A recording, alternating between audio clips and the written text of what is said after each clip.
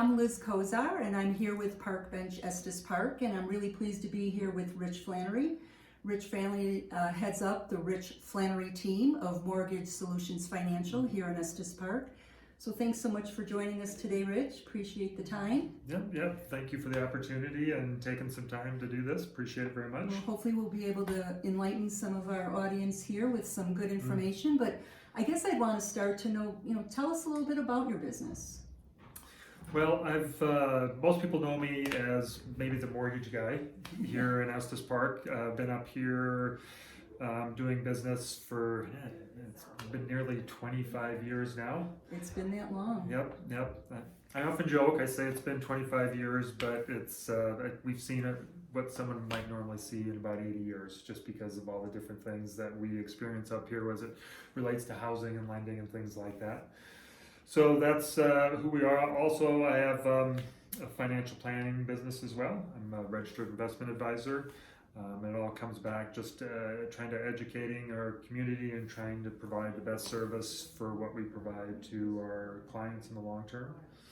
And been doing that, like I said, up here for a long time. Seen a lot of changes and worked with a lot of awesome people. That's awesome. So how did you get started in the business?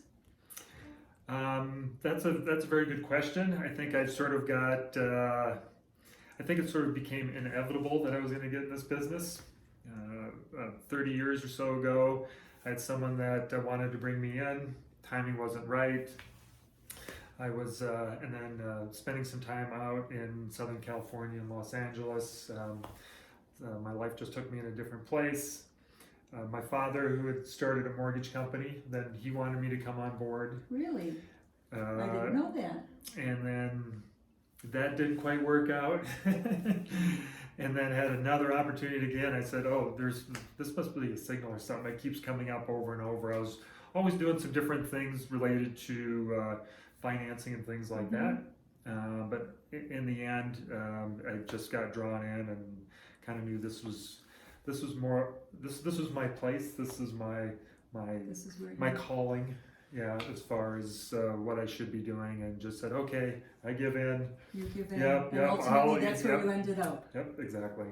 Okay, that's awesome. I just kind of want to hit some questions straight on. I know myself, and working with a lot of clients, being in the real estate business, talking about finances and mortgages really seems to make people uncomfortable. What could you share, with the general audience here that might help them through that? That's an excellent question, because I do see that all the time. I always find finances is such a big part. Sometimes people put so much emphasis on it, sometimes even more than their health, which is not the way it should be. But for the most part, so I think a lot of it is people sometimes, when it relates to their financing, is am I doing it right? Am I going in the right direction? Should I be doing anything differently? Whose advice should I be taking? Where do I start? So this often becomes very overwhelming with a lot of people. And so as it relates to that, sometimes they just need some guidance. Sometimes when we meet with people as well, it's just a place to start from, just to talk about kind of where you're at with your finances today. Where do you want to be? A lot of people kind of just almost have a plan that they just hope things will work out.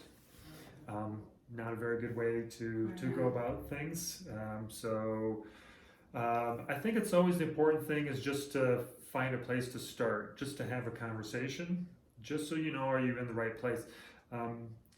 Amazing enough, a lot of people come in and their perception is often like, oh, we're in a bad spot, we're not doing things correctly. I'm sure you're going to tell us all these things, that we should be doing differently. And a lot of times, a lot of people are in the right places. They are doing a lot of correct things. And they just need to know, well, what's my next step? And so I think that's the main thing, is just start with the conversation just to see where you're at. The other part of it too is some people often try to figure out where to, why they have some of their financial beliefs that they do.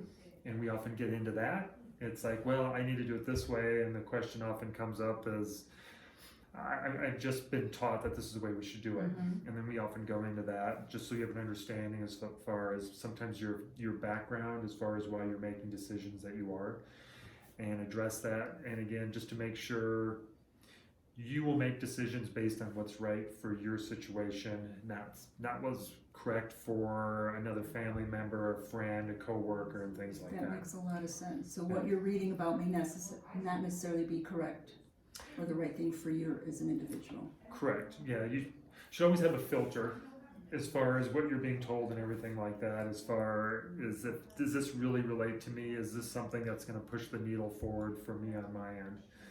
Right. So that's always a place to start, is to reach out, have a conversation, and am I in the right place, and am I going in the right direction? That's probably good advice. Yeah. And then as far as the mortgage end of it, there's a lot of changes in the marketplace. You know, talk to us about that a little bit. You know, we're seeing all these online companies. I think with the exposure to social media, people are reading a lot of things. So address that for us.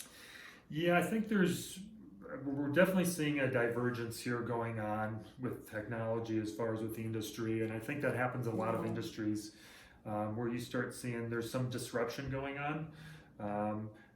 In the mortgage industry, it was certainly overdue to some degree, where it's still a little archaic as far as how things are done.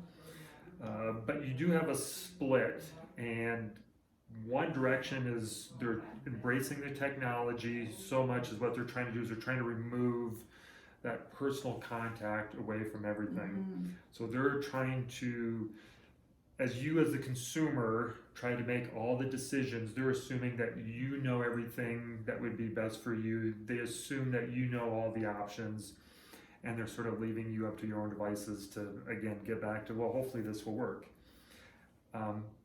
Somewhat similar to what we saw in the mid-2000s, where we had a lot of people that probably were in our business that probably shouldn't have been, and had a lot of inaccurate advice, and got people put in the wrong things, and we know the result of what happened on that. So that's kind of one direction where it's going in, and then there is another direction where there's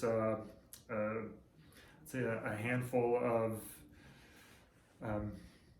well-experienced people in our business that they're using the technology to make the process a little more simple, but they're also relying more on that relationship to really find out what someone really wants to do long term in their real estate. How do you use real estate to build wealth? How do you put yourself in a better situation?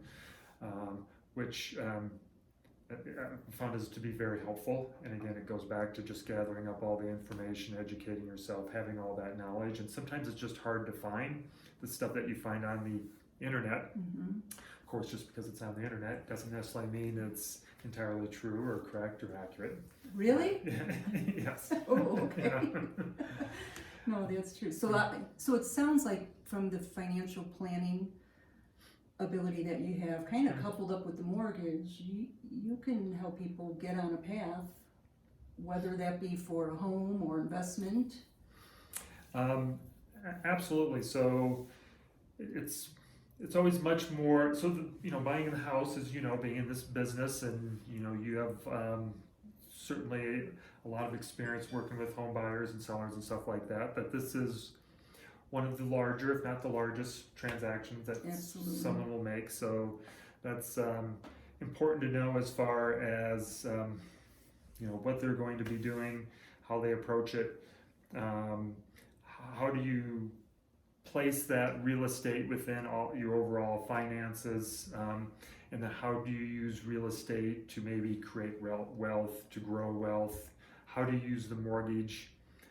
Not so much as just here's some necessary debt, but more as a tool to help you get ahead. So there's certainly a proven process and track record as far as what people have done in the past to do it the correct way, so that you can put yourself in a better situation long term and start achieving all those goals you've always wanted to financially. And I kind of like that you're looking at the whole picture, not just I'm here to buy a home and you're going to provide me with the mortgage. Yeah, so we're not necessarily what we would call a loan retriever, like, I need some money, hey, go. Right. go get me the loan, and here you go, and then they're done. Because again, a lot of the industry works that way. Yes. With any profession, it becomes very transactional, and it's hey, if it works, if it doesn't, not, I won't see you again. But here, in our community, where we're always working with our neighbors, we see everyone, and so because of that, I guess we're a little old school. We like to see people face to face. People are always welcome to stop in and say hello and things like that. So we want to do things a little bit differently and make sure everyone is going down the right path. Right. And we even at times have said this might not be the best financial decision, as far as we might need to steer them into a little bit different direction that might be a better fit. And so we've sort of helped that way. Again, always, like I said, big picture, long term. Which is huge. I mean, you're looking at the person as a whole, not just, like you said, as one transaction. Mm-hmm. It's pretty awesome. So where do you see things with mortgages going this year in 2020? What do you think? Can you look into your crystal ball? Yeah, I have an 8-ball right over there where we can ask you questions. So at least some of the forecasts we're seeing, I think it'll be an exceptional year this year in real estate. And you can address some more of that on the real estate end, but I think prices will be good.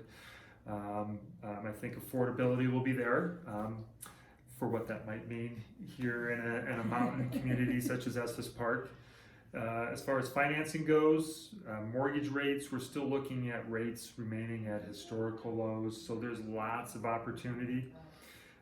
So if you're looking to move up, if you're trying to get your first home, if you're trying to find that rental property, I think this year will be an excellent year for that. We're seeing home sales to be stable, rates to be very good. So I think this will be a good year.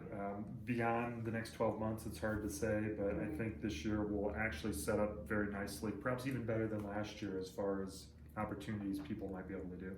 That's pretty awesome. Yeah. So what about yourself, Rich? So you've been in Estes Park for 25 years, or? Not quite. I've been working up here for 25 years. Like many people, I've commuted for a long time. I worked up here, had an office up here, was living down valley, spent 7 years driving the canyon. Yep, until the time was right, until our kids were old enough to start school. And I said, enough of that. We need to be there full time. And it turned out to be a great decision to raise your kids here and all that. So I'm just happy that we're here now and I don't have to make that drive. Absolutely. Anymore. So what's like one of your favorite things about Estes Park? Well, of course, there's so many. Yeah. There's a few things I would say. Obviously, I'm just drawn to the mountains. Some people are like, "Oh, I'm an ocean person. I'm drawn to this." I am drawn to the mountains. I've been a skier since I've been very little, and I just was trying to find my right spot. For a while, I lived in a steamboat in a future career as a... Which is more of a ski town Yep. than Estes. Yep, and I was a professional skier for a period of time, and I got pulled away. I went from small town steamboat to Los Angeles, and I realized pretty quickly that was not where my place was. Your heart was in the mountains. Yep, and I had to come back to the mountains, and I'd spent some time up here in Estes Park. The more I spent up here, the more it felt like kind of the community I grew up in. I grew up in a small community in the Midwest in South Dakota, and it just felt like this was the right fit. So the mountains, and the other thing is just the people. Again, I've lived in the big cities, kind of a little bit different. Sometimes I like to say hi and wave and not have people think I was crazy. But here you can kind of say hello to people. I think it's why most of us chose to call this home. That's awesome. And Rich, you have a great team of people to help you out here as well. And if you'd like some more information or get hold of Rich, we'll be uploading his contact information. Anything else that you'd want to share with us, Rich, before we depart? I'd just say, like you mentioned, we have an awesome team here. So we've been helping out people here for a long time. So any questions, even if you just want to know if you're on the right track, where to get started, if you're looking to buy a home, then you should contact Liz. Great. I'll take that. And if you need any help, my team's always here, willing and able to assist any way we can, and just look forward to assisting and helping our community. And I can personally say it's been a great team. You make the phone call, they call back. It does feel like family. I can tell that they have my client's best interests at heart. So give Rich a call. Thank you, Rich, for your time today and for enlightening us and giving us some more information. Yeah, thank you for taking your time as well. Appreciating what you're doing for the community here. Great. We hope to see you again soon. All right, everyone. Thanks for joining us. Bye-bye.